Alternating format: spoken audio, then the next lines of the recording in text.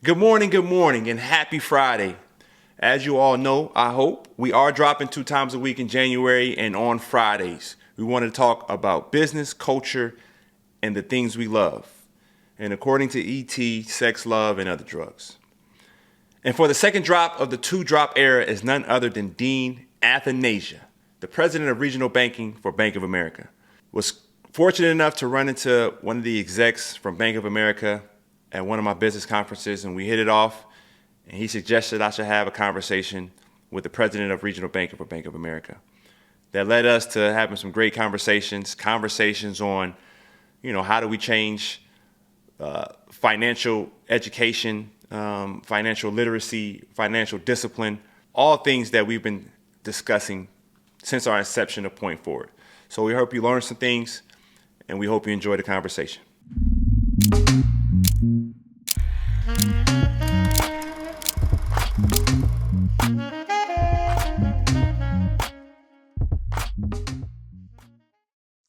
Dre, since it's Martin Luther King week, man, we gotta really take time and recognize, one of our next great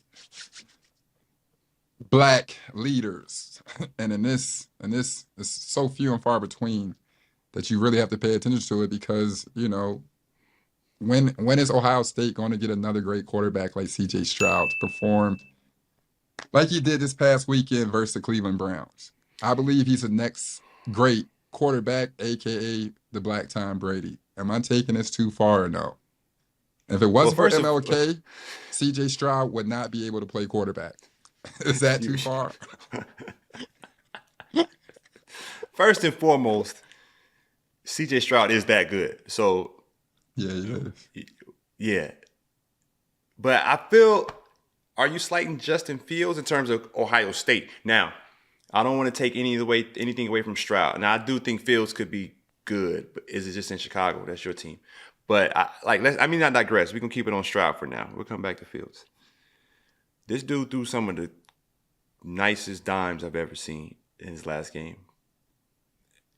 But there is another guy too. Got to show him love.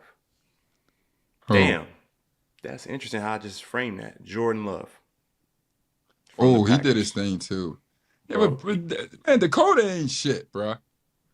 Anybody could beat Dakota. I could beat Dakota over in a playoff game. I don't know. I've been watching Love for quite some time. And the way it's something that the Green Bay does with their quarterbacks. They ain't had a bad quarterback in decades. That's the same run that the Lions went, the same losing run the Lions was on is the same run that the quarterbacks for the Packers have been on the opposite greatness side of things. It's crazy, and this dude got it. So I think him and Stroud are like the next ones. And we in the racial draft, can we have a racial draft in 2024? Or was that in 2004? You can only have that with Dave Chappelle. We going to get love. That's all I'm saying. He coming with us. You think so, bro? Bro, the Texans. No, Stroud. I'm saying both of them with us. Right. Yeah, no, absolutely. I'm just saying, but the only thing I'm saying, and it's different, like CJ Stroud is a rookie. He just took that bump. I'm rocking with you on that one. Yeah, bro. They was weak as hell. Like, no, so that's funny. Bro, he's not even fast. He's literally basically what Daniel Jones should have been. He's basically a black version of Daniel Jones, just competing. Like, he ain't fast. He ain't, like, you understand what I'm saying? He legit is beating with his mind, his arm, and whatever niggas is out there, G. That's crazy. Bro, he figuring it out. And it's funny because for all our listeners, ET left the group chat. It hurt my heart. It feels like I'm the only brain left. And nobody in the group chat supports the pod, so I can slight them. But anyway, check me out. 2 Live and Bernardo were arguing whether or not the Texans were good. And so when you said that, I'm thinking 2 Live was saying, man, the Texans has got a squad. CJ Stroud didn't do nothing special. And Bernardo's like, Nardo's saying, he hates when I call him Bernardo. Nardo is saying, are you crazy? CJ Stroud just put the team on his back. And so they're arguing, and Nardo goes like this. Hold on, wait. If you answer this question any type of way, if you answer it at all, then you win our conversation. Name one player on the Houston Texans outside of CJ Stroud. Boy, it was like a mic drop. I say, damn. And And bring my next standpoint, G. Niggas just be talking, bro. But name one nigga outside of Stroud. Like, no, bro, the Texans been bad like for a minute, bro. Like, they lost all their great players leaving there. Why all them niggas, bro? So like when you're sitting there, it's like, bro, the Texans been bad for a minute. They lost their franchise, like Deshaun Watson. It's true. Point forward. And so speaking of business and speaking on just being open and honest with your closest friends. That's how we should be with everyone. And in the business sense as well. ET has been speaking about being honest with your friends in their mixtapes since Point Forward's inception. What have you said about the mixtapes coming from friends? Just so I can get some, I don't want to misquote you. What you in regards to what? Like, no, you just saying like, I don't want to listen to your funky ass mixtape. Stop rapping. Like you wasting my time because I'm listening to it. No, when we're sitting there and it's coming down to a certain age, my nigga, like I had to realize at 31, like, all right, basketball's over. Like at the tender age or whatever, it's like, no, it's over. Like, stop bringing this up. And it's not like anything negative. It's just like, damn, my G, like I'll be wrong for telling you to put your attention elsewhere because I care. And when I tell you stop rapping with mixtape, it's like, no, it's just like, no, just get your life taken care of, my nigga. Like a mixtape is just a metaphor for bullshit. You know what I mean? Like unless you have a path to get into where you want to go. So I saw something recently. Vince Staples was talking about he was interning and selling sweatshirts for Earl Sweatshirt. Like he was working on his merch, and then he was getting like $500 per diem every 2 weeks. But then his rent in Long Beach was $1,000 a month, so he was shacking it up with the security guard, like trying to make ends meet.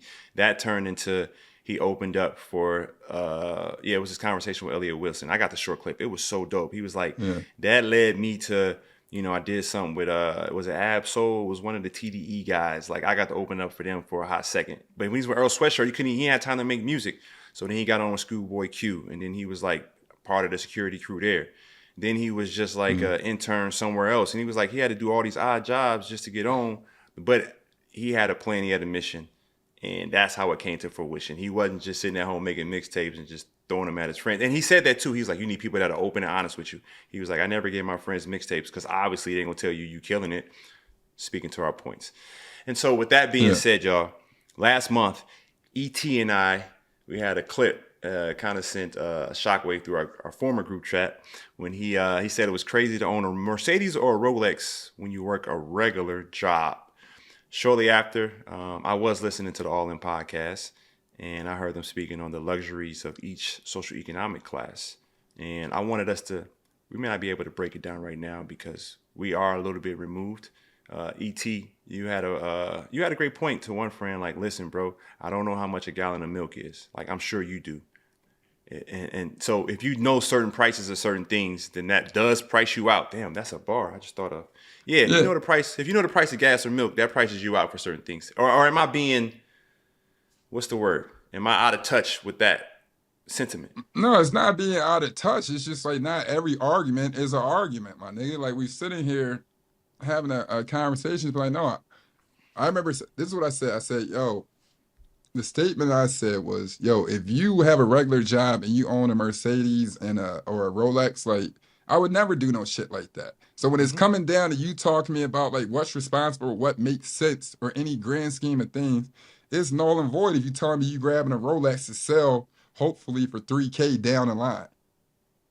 Like, you understand what I'm saying? Or trying to make like there's other ways to go about it besides just like whatever natural way it is. Now, I'm just saying, like, yo, if I were in that position, I wouldn't have it until I could fully afford it. So, like, as opposed to spending $10K or $12K on a Rolex, I might get a down payment on the building. You know what I mean? Or like try to bring in some other money to make sure, or try to get stocks or whatever it is. It's like, bro, that's real liquid that in 6 months, if I put the money together, it would have been double or however long. You understand what I'm saying? That was just my idea of saying, like, yo, like, if you really are smart or really care about yourself, like, you don't have time to be eating out at fancy restaurants if you struggling to make rent, my nigga. Okay. Like, that's OD. Okay. Why? Like the statement was like, "Yo, if you have a Rolex," and I said, "Like, yo, you have a Rolex, I will hope you have a mortgage." Not everybody got that, my G. Then you hustling ass fucking backwards, my nigga. You're mad wild. There's no more conversation about that. And then that's why I left the group chat. I'm like, bro, but pretty soon, bro, I'm gonna get as dumb as this nigga because he's just talking to me. I'm allowing this nigga just to talk to me, G. So ET, that I couldn't say it any other way. It was beautiful. I do want to break down the psychology of Let's it. do some kind stats. Like let's. No, I so want to break down the the psychology Mercedes of it. situation. Okay, like Yeah. all right, go ahead. No, let me. Okay, so it makes us want to come back and visit the topic, but it's kind of our version of adulting for dummies. And don't look at it as a negative connotation, because I read, the S&P for dummies, or I read, mortgages for dummies. I read all types of for dummies books, so Don't think about it in that vein. But it's like Jay-Z said, y'all calling it bougie. I'm saying fine. I'm trying to give you $1 million worth of game for free 99. We all balling on a budget. I am on a tight budget myself. Like, I'm just going to be honest. I'm on a budget. Yeah, me and you. Yeah, shit. MS called me damn like we just about done fucking with you. Like, you know what I mean? Like, nigga, like we on budget. So I'm not speaking amongst anything. I just be like, bro, to sit here and get upset and think like, nigga, what I'm telling you is what I would do. Like, you understand what I'm saying? Like, when I be sitting here, it's like, bro, you can't look at me crazy because I'm doing whatever. And nigga, you own a Rolex and a Mercedes and you have a rent. We can't have a conversation moving forward. And that's not like anything going crazy, but that's not like disrespectful. But like, even when I was looking up certain things, talking about like the 110 rule, they said like, you should spend no more than one tenth of your gross income on a purchase price of a car. When you buy a car, you lose the opportunity to invest money in assets. So when you buy a car that you can't afford or too much, you lose the opportunity to gain compound interest. Like, you understand what I'm saying? Like, yes, sir. And in 18 months, you could have had that car and an asset and been further off. Mm-hmm. As into chucking pennies trying to keep up with the Joneses. And it's like, no matter what, like, you see people like, no, I want to,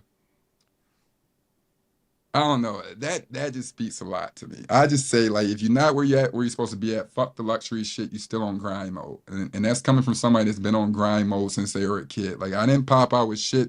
You didn't see me pop out with shit till I was 25, 26 years old. Period, point blank.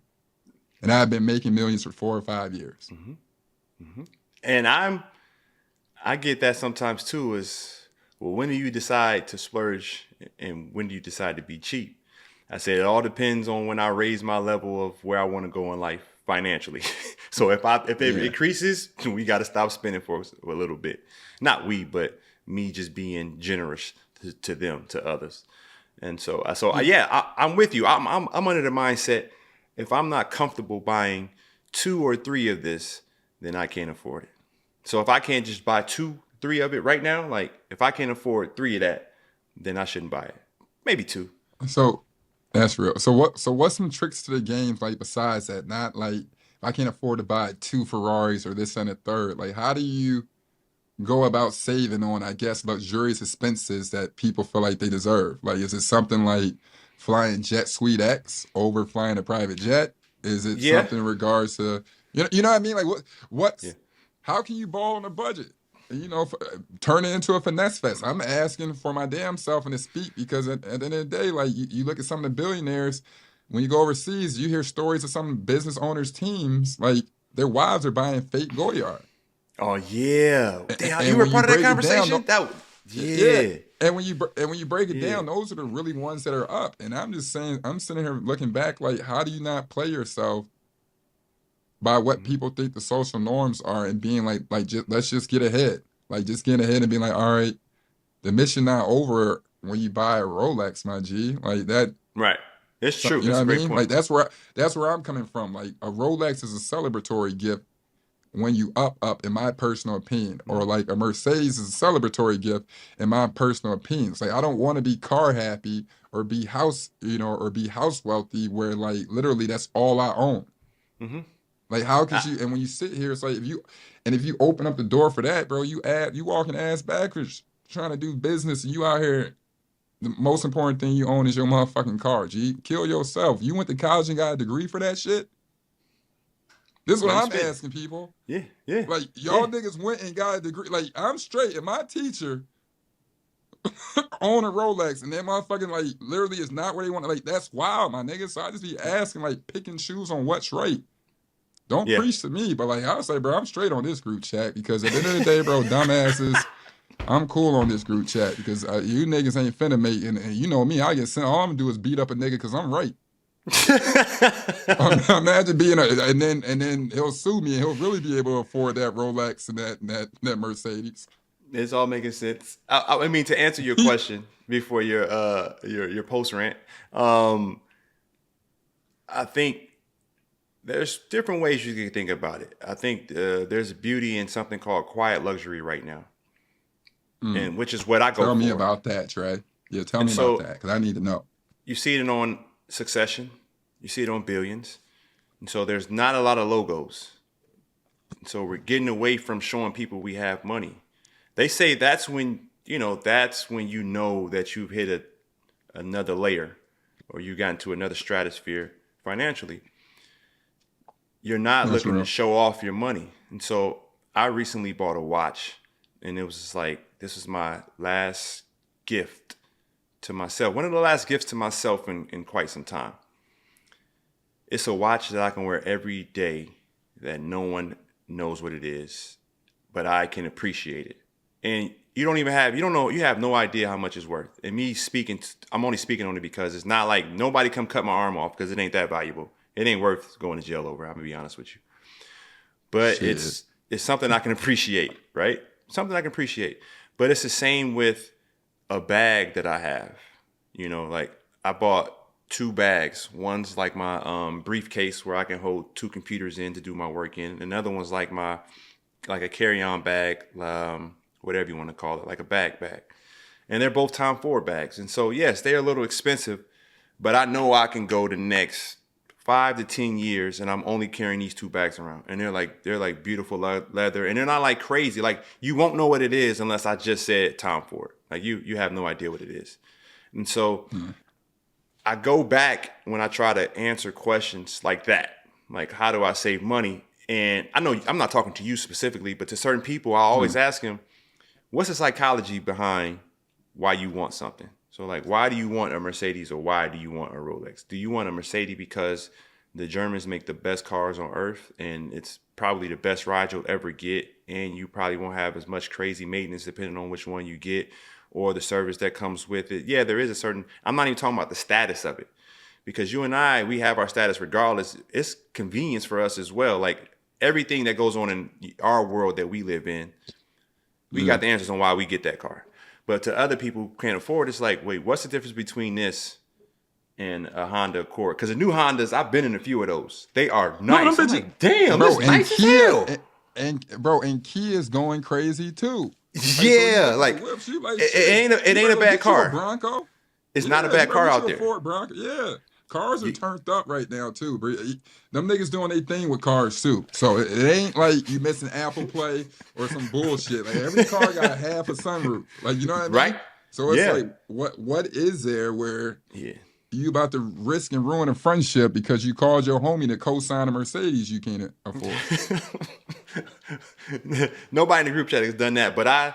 No. I'm not even saying group chat. I'm just saying that out loud because Yeah. I'm speaking to people who have asked me to co-sign cars for them, and I'm like, bro, just because I'm a fan of what you do does not give you the audacity to ask me to co-sign on something that is a $50,000 down payment. I'm like, oh, I'm not a fan of your music anymore. Because everything you've been rapping about is a lie. bro. I didn't have friends when they asked me to do shit. I'm like, bro, can I just give you this bread and you do something smart with it? Like, word to mother. Like, can I just, like, out of everything you asked me, can we just go see what a down payment on a crib in the hood is? Like, can we just do that? Like, you know what I mean? Like, and that's not nothing off the chance. It's just like, bro, you here asking me, Izar, like, to make some shit happen. It's going to take years of work or formulate or whatever. It's just like, no, my G, like, you don't have space to gamble. when you're not where you want to be at. Like, so Right. my whole thing is just like go for the win. You understand what I'm Yes. saying? Yes. But Yes. it's funny you brought up S&P, bro, because I do want to get to this car situation when they were talking about. Yes, sir. Because this is kind of crazy to me. So if somebody was like, hell no, like what car should I buy? I'd be like, man, fuck that shit too. But they were saying, if you go by the 110 rule, so wait, no, actually it said vehicle recommendations based on basically on like the 110th rule car buying. So they're saying like if you made $25,000 a year, they suggest you take the bus, a scooter, a e-bike, walk, subway, or carpool. That's aggressive. Unless you live in New York. Yeah, true. They said 25 to 50K, you should have a 6 to 10-year-old used economy vehicle or a scooter. If you make $50 to $100,000 a year, your car should be 3 to 5 years old, and it should be an economy vehicle or a motorcycle if you're feeling dangerous. Damn, now this is where it's crazy. If you make 100 to 200 a year, they suggest you get a Mazda 3, a Toyota Yaris, a Kia Rio, or motorcycles. Fast Or and another Furious. motorcycle. Yeah. This shit crazy. If you make, all right, let's just say if you make like anywhere from 200 to a quarter, they suggesting a Honda Accord, Toyota Camry, or a Ford Fusion. Ford Fusion's all right if you're under 6 feet. If you make anywhere from $250,000 to $500,000, they say this is where you can start getting to the Mercedes-Benz E350, so the baby joint. The Lexus ES, the baby joint. The Lexus RS, that's all right. The Acura TLX, that was straight. Or the Ford 150, if you feel Napoleonic. But you do your thing. That's a great term. Anywhere for a $500,000 to $1 million, they suggest a BMW M4. Damn, that's crazy. An Audi S5, a Range Rover Sport, or a Maserati Jabili. That's hard. And then this is where you can start anywhere from $1 million up. They suggest you can get a Mercedes-Benz 550, Porsche 911, BMW M5, or an Audi Q7. And then if you make 1.5, that's when you can touch the Tesla Model X, a Lambo, or a Bentley Continental. That's crazy, G. So this is why I see why niggas be like, fuck what they talking about, G. So you make $250,000 a year. You can't. You can turn. I see why niggas be like, fuck what they talking about. You make $250,000 a year, you trying to eat class me? Oh, you crazy. You might as well live homeless. I hear you. Nah, shout out to the group chat, bros. I love the rebellion, fam.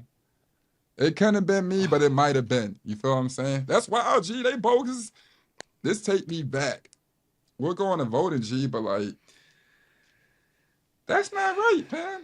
That's not right. That's how a certain guy. That's how certain guys feels towards your sentiments on it as well, though. But then you mix that in. We're just talking about a car. Like you read some of this stuff, and talking about the economy right now. Like there's people out there that got 2 people working full-time jobs, and they might not be able to own their house. So I'm just saying the economy's tight, wild, but like.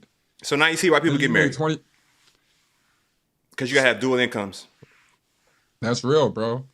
That's real. And now, shit, that's a whole nother topic. But you know what's funny is that I'm actually all for this. So I have a Tesla X that I still got the full steering because you make more than it says you make more than 1.5, so you're allowed to have a Tesla X. No. I got the Tesla when I was making $15 million a year or whatever it was. I'm saying that's how long I've had this car. I still got the full steering wheel. Now they on the half joints. Oh wow. Yeah, that's wild. I still drive the same car, but I move different. So how I move is like I don't really care. I need to get to where I got to go, and having an electric car in California is the car to have. So I got the electric car, and they're not upgrading like that. I mean, you get the upgrades over the internet software, and I know it's a cool look with the half steering wheel and things of that nature. But like, I don't want nobody to see me no way. I ain't trying to be bothered. That's like my Range Rover. So you know, I had the Range, I had the Rari, and I had the Wraith. So somebody crashed the Rari, so I just got my bread back from that. The Range I bought in 2015 is one of the first wheelbases, like the long wheelbase. Oh yeah. So literally, I only got like 33,000 miles on it because I used to drive my car seasonally.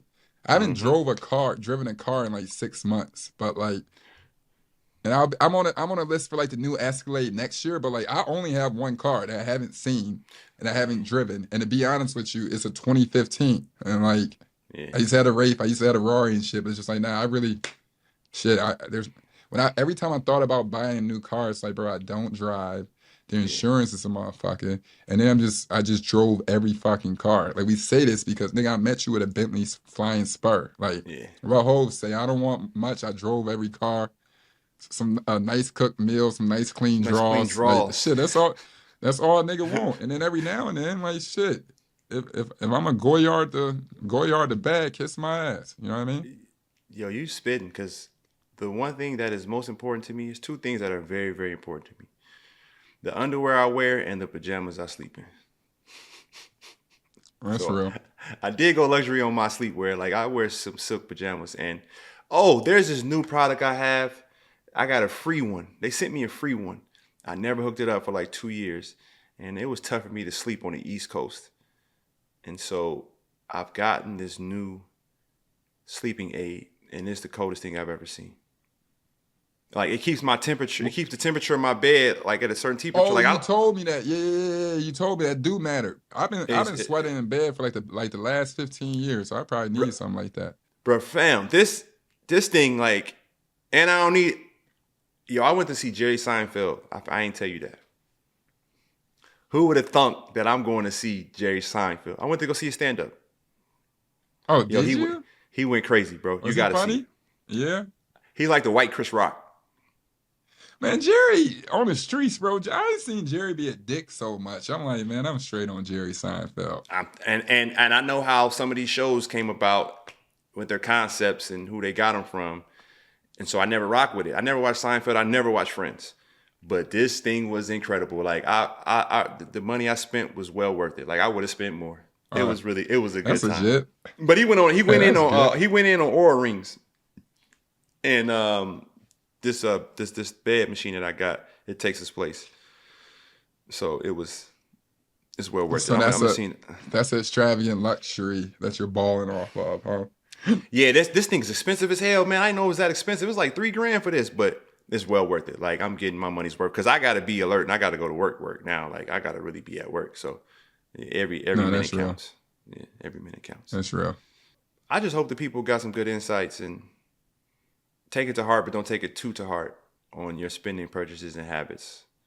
Like No, fuck that, bro. What do you mean don't take it to heart, bro? Like, let's just make like you govern yourself. Like the same way I be talking shit and like when niggas get on my ass, I'm like, all right, I gotta chalk that up. Like, nah, bro, shut the fuck up. Like when I go in the rooms and shit, I can't talk to anybody any type of way. When I do, karma gonna kick me in the ass. Like, like you got rich niggas worried about having calm luxury. Why do you like?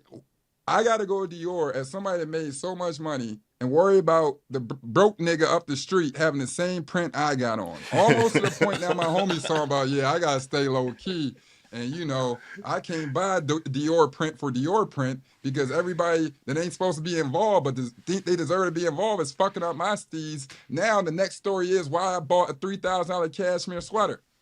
Cause you niggas they came into the Centurion Lounge, the Delta Sky Lounge, and we'll save that now conversation. the game I is will fucked no up. no. All We're right. saving that conversation because listen, I'm for equality, being an African American male in America. Okay, but listen like that. You not never.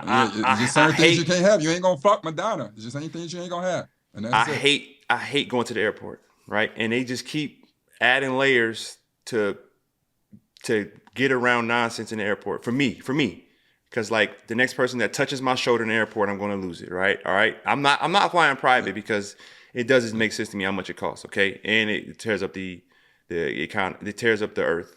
Now, if I go to that place, then I might fly private. I ain't gonna lie, but for now, I can't afford to fly private.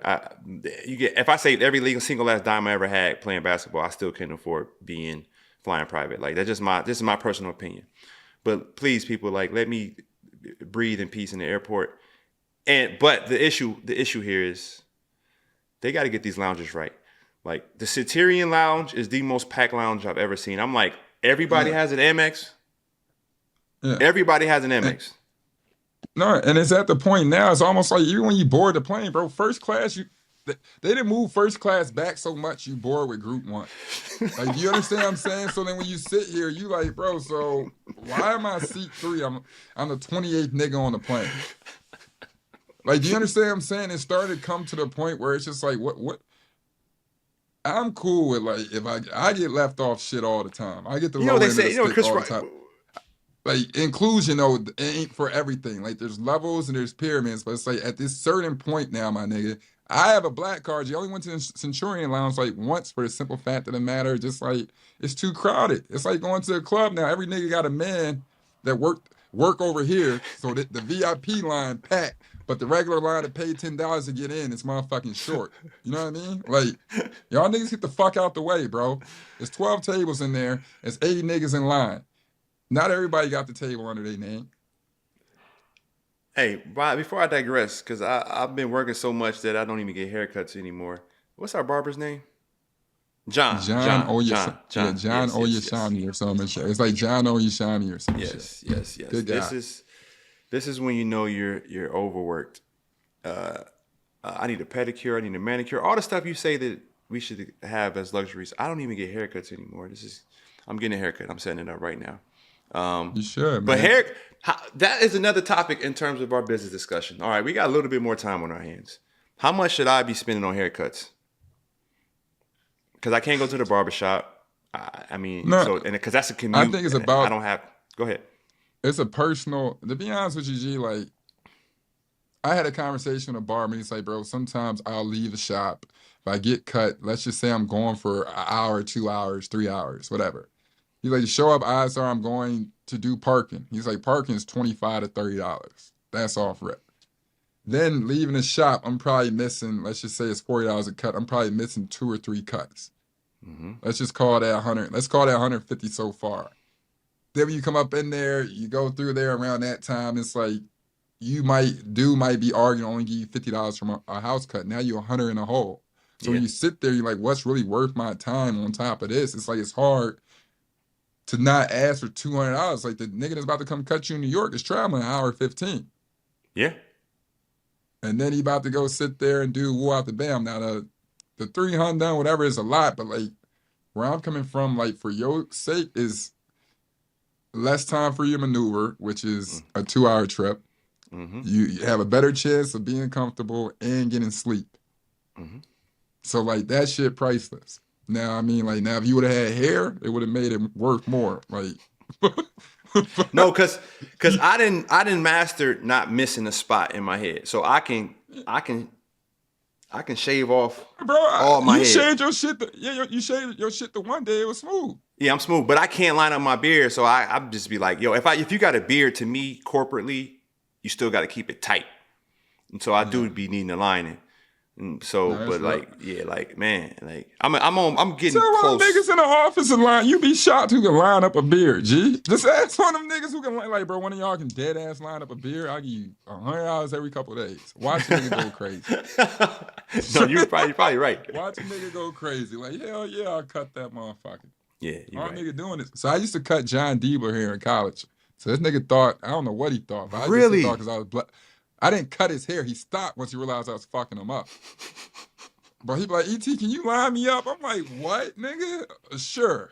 Bro, I'm talking about, I'll send you pictures. Let's just do the ad reads. I fucked my nigga up, and that was one of my best friends.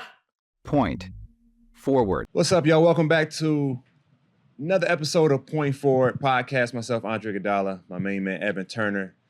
We are joined by a special guest. It's been a lot of talk on the financial side, new contracts in the different sports worlds. NBA, obviously, we had billions of dollars go around in free agency. You look at football, we call it soccer. We like changing units of measurements and the names of sports in America. But I just recently saw a footballer, a soccer player, receive a Rolex watch from a fan because he plays so well. And this is the new Saudi league. So this is the new world we're in. So we want to take a deeper dive into finances and money and how it works, and what better way than to have a special guest, Dean Athanasia from Bank of America, join us today and just have a conversation of athletes, investing, how money works, and just really appreciate you joining us today.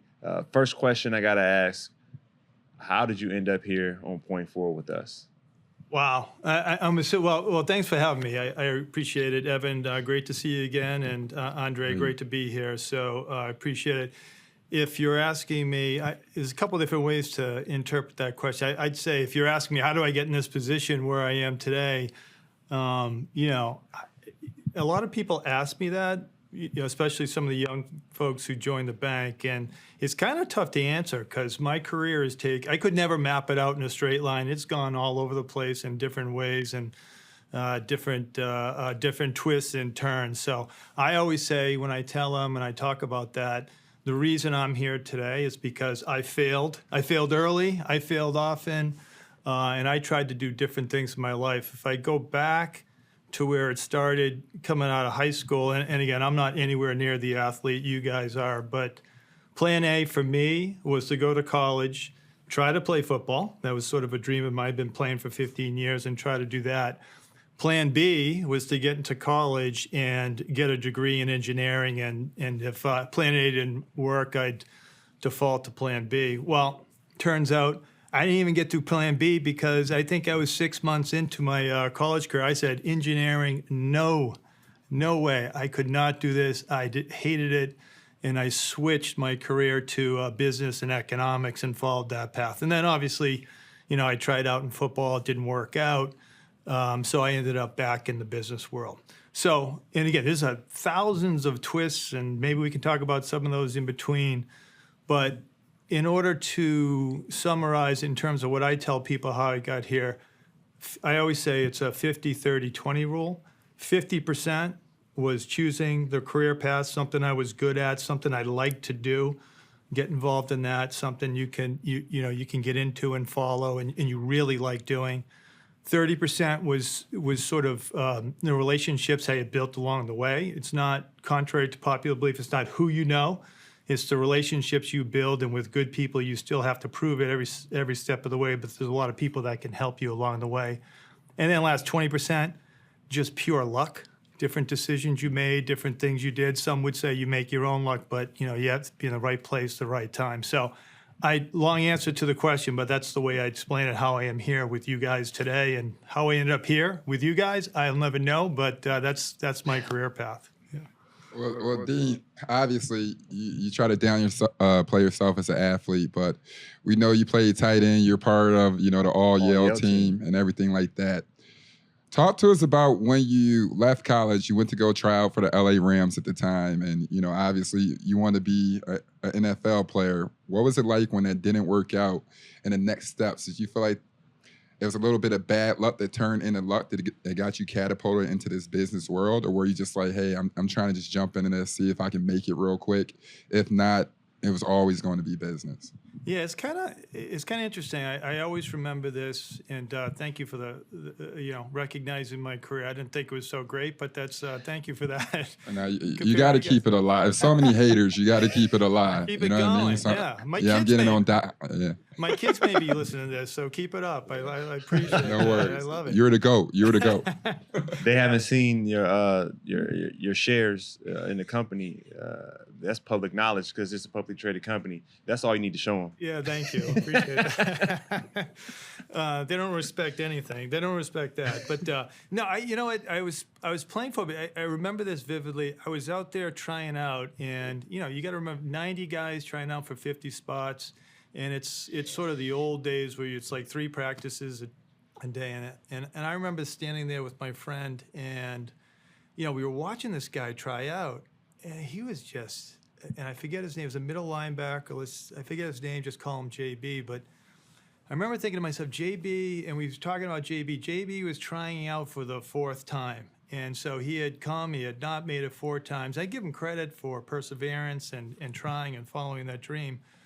And I looked at that, and it always stuck in my head. So after I got let go, The coaches, and I know you guys have a lot of experiences with different coaches, and I've read a lot about what you talked about. But again, they're trying to get you, they're trying to hang on to you, they're trying to get you to try out again. And so they were calling me. I didn't know it at the time. They were calling me to come back. We made a mistake.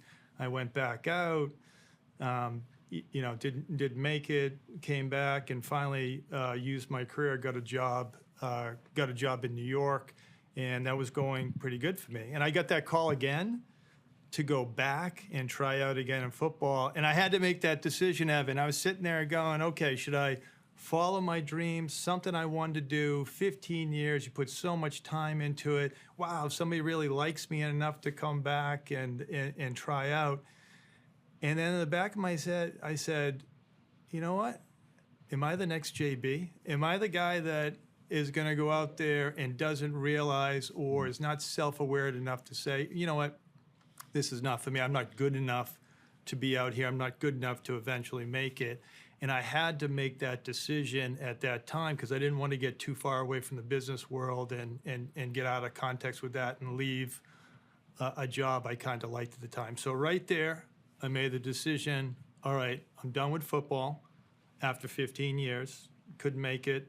It was great. I tried. I gave it my all. I'm going to throw 100% into the business world, go at it, compete, and do the very best I can and follow that path. Tough decision to make, but I never look back, and I never do that. Once I make a decision, I am gone. I never look back and just go forward and go for it. And that's sort of how we ended up pursuing the business career.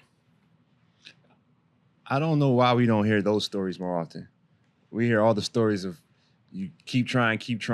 I think there's a beauty in understanding that's not the path for me. And I need to stop wasting time and, take my energy to a different path. But I wanted to follow up that with, as an athlete and, in the business world, we hear a lot about marketing, and you have a lot of athletes, D1 athletes who aren't professionals. They get the degrees, go to business schools. They usually get jobs in marketing for, some of the top firms, and something about being an athlete that gives them a competitive advantage in that space.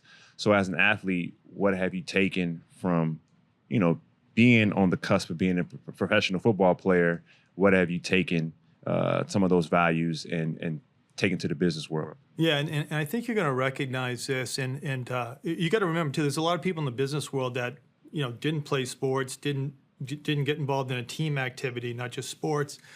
So they're more sort of individuals, and they have those sort of traits, and they're very good. But what I always say to people, like, if you're an athlete, you're going to learn. You have a job to do, you have a role to play, you've got to do that well, and you've got to get along with everyone else on the team and make everyone else better, right? You have to understand where you fit in, what your role is, how to participate with those individuals and have a relationship, because you cannot run a business of this size and do it alone with one person. I think another rule is, practice. I don't know who said it, but I loved it. You practice until you do it right every single time, not just right some of the time. So you got to take that into the business world, presentations, pitches, whatever you're doing, you've got to practice at it. The time management skills you all have, and how to structure yourself on a day, and how to prepare for an event. And I'd say, one of the biggest things is how to get through adversity. You're a competitor, you're competing, you're going to have good days, you're going to have bad days, but you got to get up on the very next play. If you lose on the play before, you got to get up, you got to do it again, and you got to make things happen. So I think those are all important lessons. And then the last one, I'd say, if you're a leader on a team, like you two obviously are and were, you've got to know your teammates. You got to know how they tick, what makes them tick. You got to know their personal life. You got to know how to care about them, and you've got to know how to their strengths and weaknesses, and how to make them fit as a team to get a better outcome. So you guys probably all do that, and you understand that, and you've gone your whole career thinking about. But those lessons are critically important in the business world for people to learn and to be successful. So, and I think team sports, drives that and instills you to learn that, and you learn it for the rest of your life. And that's why E of A did so well the last quarterly earnings. We were joking before in terms of like culture and some other places not having that built in, and it's reflective of, why they haven't had as much success. They're a competitor, so we won't say their names. We'll leave that out. We had a good conversation beforehand. We know who they are. Great conversation. Look, so can you take us back to obviously your first time, leaving the sports world and everything like that, but was there any type of intimidation factor or weird prejudice? You always hear the dumb athlete, dumb jock situation. How did you feel when you entered those rooms? Were you always a confident individual? Obviously, you're an Ivy League person, but, explain those times in colleges or even coming up that, aside from sports, but, that prepared you to be most comfortable in those rooms. So oftentimes when we do business, even though we have a great idea, it's hard to shed the athlete label day in and day out, even if it's amazing and lightning, they think lightning struck twice and it's just a lot. Yeah. Well, I love when people underestimate me. I think that's the great. But I was laughing because I got it both ways. Playing sports and going to football, I was like the egghead Yale guy, and this guy's not going to be able to compete. So I got that end of it. And then then you show them you're okay, you can fit in. And then, you get, in the business world, you get the other side. He's an athlete. Is he, I've heard all sorts of things. But, and I think, like I said, people kind of underestimate you, and you come at them, you show them what you can do, and you're always out there trying to prove, I'm going to have the best presentation, I'm going to have the best ideas, I'm going to, come up with a financial idea that's going to make this work, I'm going to lead people and use all the skills. So I think there's always a judgment wherever you are that people are going to say, he can't do this, he can't do that, or they try to label you. And you just got to fight through it every step of the way. And I still do it today. It doesn't matter where I am. You still fight a little bit of the label and, the perceptions that people have of you before. Yeah. And considering you're on this big platform, you talk about judgment. Sometimes with business people, it's in silence. But how do you handle this public judgment since, you are who you are? You're leading such a, amazing company and, all the great things you've done and the success you had. Yeah, you're talking about sort of the press and the press and all, you know what I mean? Even just people just throwing a gun in your lap, just stuff where you're like, whoa, this don't even have nothing to do with me, but all right. It's I don't, and you guys probably do too. Like I just have a thick skin, and I tell people nothing really bothers me because I know who I am. I know what I do. I know how I approach things. I do it the right way. I work hard. I'm honest with people. I've got good relationships around me. So the criticism that comes at you, the sort of, they'll toss all kinds of stuff at you. You didn't do this, you didn't think of that, or, are you guys smart enough? I mean, all that. And the press is, probably decidedly more negative, and I think that's how they get better headlines and everything. And so, they come at us all the time, and I just, think in my head, look, I control what I can control. I do things the right way. I care about our communities. I care about people. I care about the people that work for me. And everything else, I just let it, you got to have thick skin to be where you are and in some of these roles. And you're always thrown out there and standing alone. So at this point, it doesn't bother me anymore. Probably used to earlier, but not anymore. And so let's dive deeper into your role. So you're head of regional banking, correct? And so tell us, for folks that don't know, all the responsibilities you have with that title. Yeah, it's head of regional banking. It's a little bit of a misnomer because I have some international entities as well. But I run, if you're looking at Bank of America, I run all the consumer businesses. So everything out in the market, all the financial centers you see and all those things. We have over 66 million clients out there in the U.S. I run small business, which is over 3 million small businesses. I run the commercial bank, commercial businesses, any business up to $2 billion in size.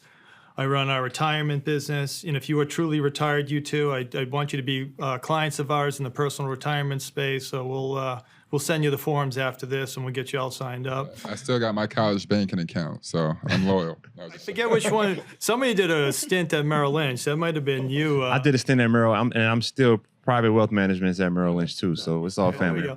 Yeah, and so largely those businesses are throughout the U.S. So in all the markets throughout the U.S., about 70,000 employees that are out there, trying to help our communities, trying to help our clients, our individual clients, trying to help businesses grow, and that's what we do, and have a lot of fun doing it. And so, I want to dive deeper into that in terms of.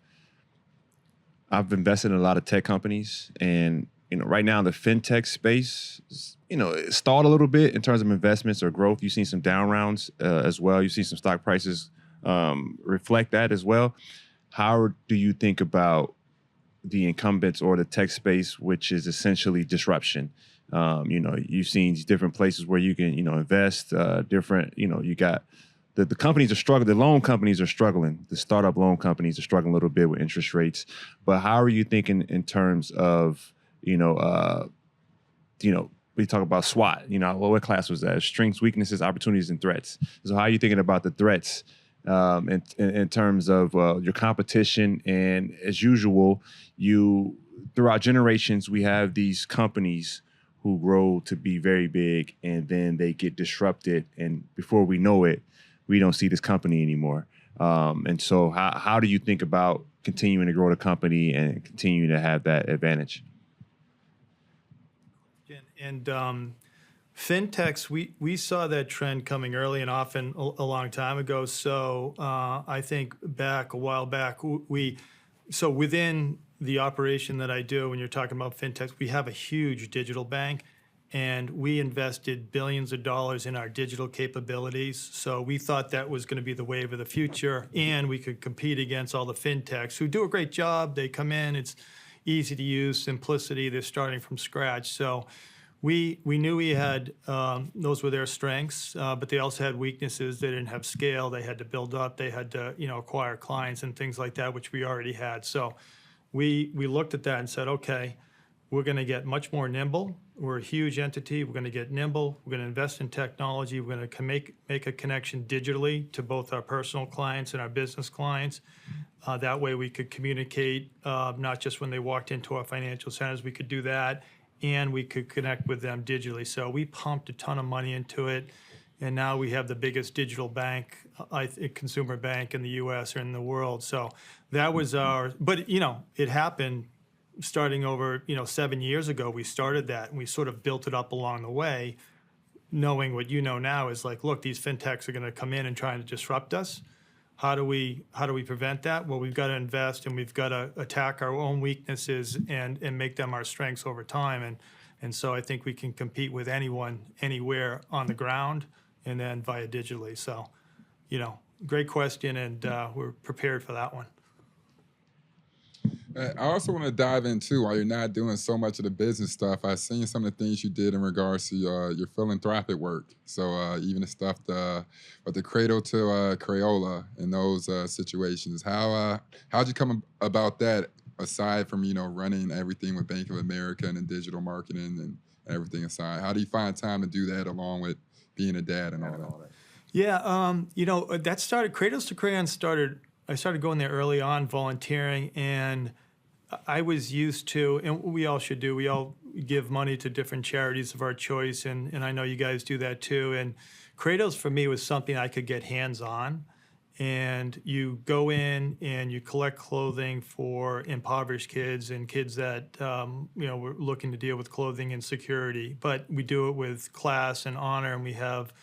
Our thing is we have to have good clothes, not just any clothes, really good clothes for kids to grow up and not feel insecure about what they're wearing, so they can deal with everything else going on in their lives. So that was the goal of it. It was one thing I could get in. I could do it hands-on. You can volunteer and you can distribute clothes and collect clothes. But then I started getting into it, and I said, wow, this is this charity, this organization, everything I do in the business world, we should be helping this company do, and I can do. And I brought, in my team, we brought a lot of the things we've learned in the business world to help this organization grow. So we started out in Boston, we're in Philly, we're in Chicago, we're in New York. We launched a whole digital element of it where you don't even have to come in and to collect clothes. We could distribute and collect clothes digitally and get them out to markets all in the United States. So I think we've now distributed clothing to children in need in over 48 states out there, and started right here. So we continue. It was something I could just get in and grow and help with and contribute back to the community that has given so much to me. So I wanted to sort of give back in some way. And like you said prior to, all the analytics from that, and going out and seeing the people and stuff, that's affected your job, in a positive way and everything. How deep does that go? Like when you go back in certain instances, so you're like, wait, we bring up certain moments, and forgive me if it comes off aggressive, but like even back in the day with amongst blacks or whatever, the redlining situation. Like, does it come back in that moment where how do you feel about that? But are you sometimes looking back on it, being like, yo, how the hell did situations like this happen to these people in this moment? Absolutely. We're out in over 200 markets in the U.S. About 30% of those are low to moderate income markets that we wanted to do. In our thing, Evan, is that we want to build a company, build a community. So we want to reflect the communities that we serve.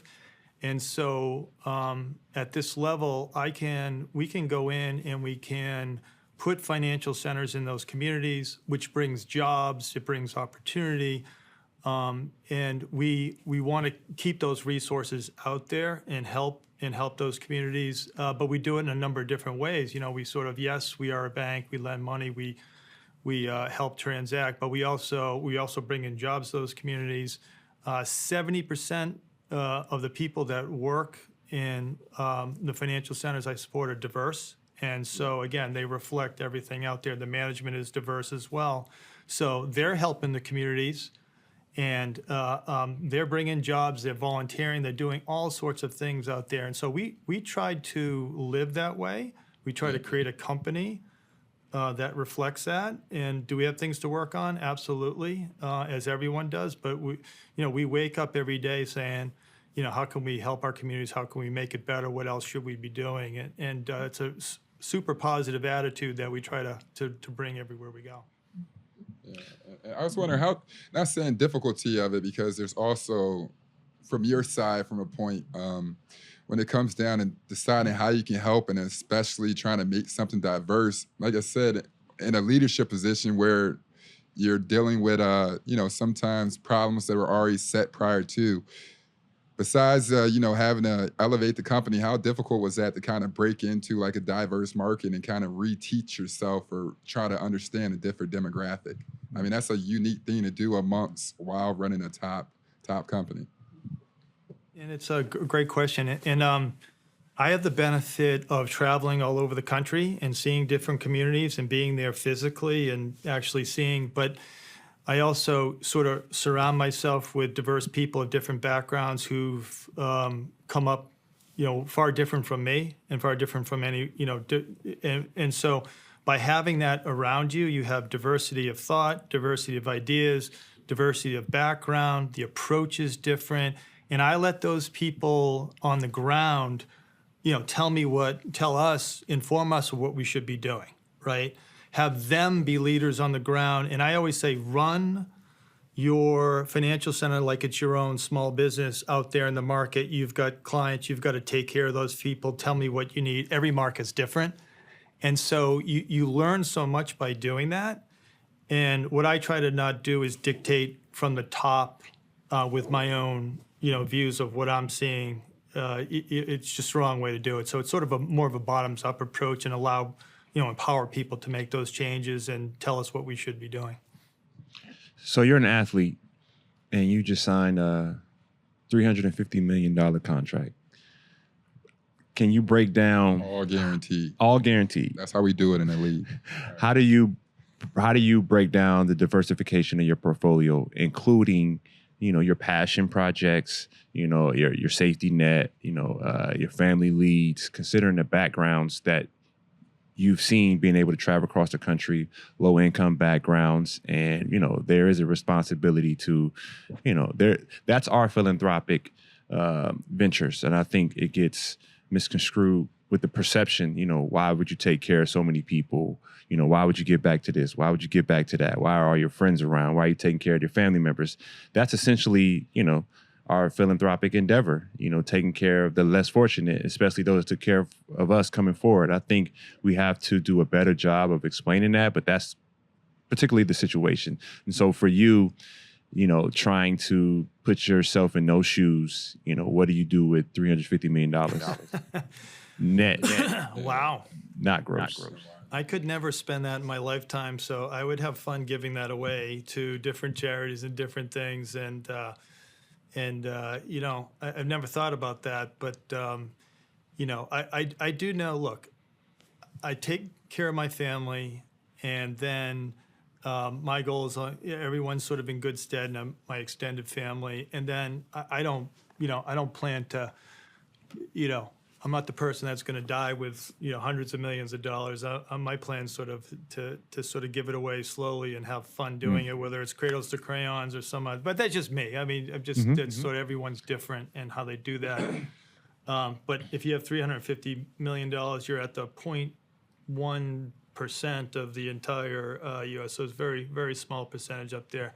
I will say though, for my kids going up and they're coming up. One's out there in the workforce, two are in college. But my thing is, look, I need to teach them budgeting. I need to teach them financial discipline. They don't get things from me. They've got to make their own way. They've got to make it on their own. They've got to get their job going. So teaching them, how to budget, how to time management, how to spend in the right way, how to save in for a rainy day, and then how to save for the long-term eventual retirement. It starts on your first job, and I would tell that to anyone.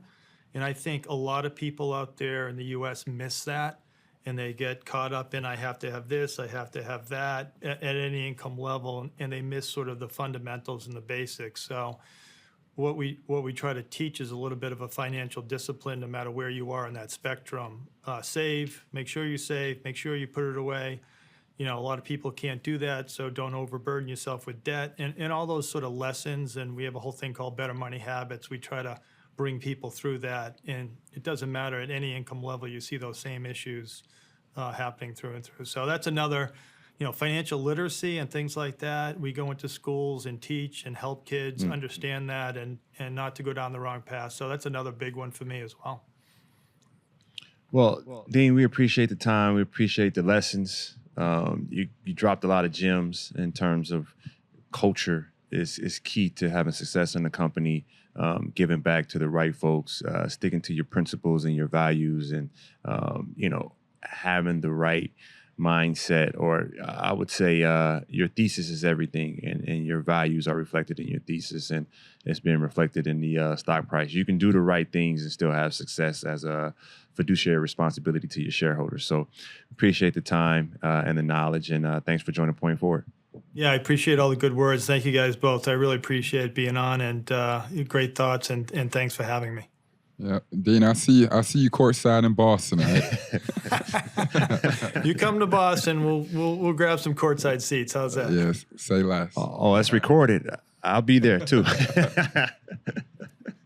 All right, you're on. Thank you guys. Yes. All right. Yes, sir.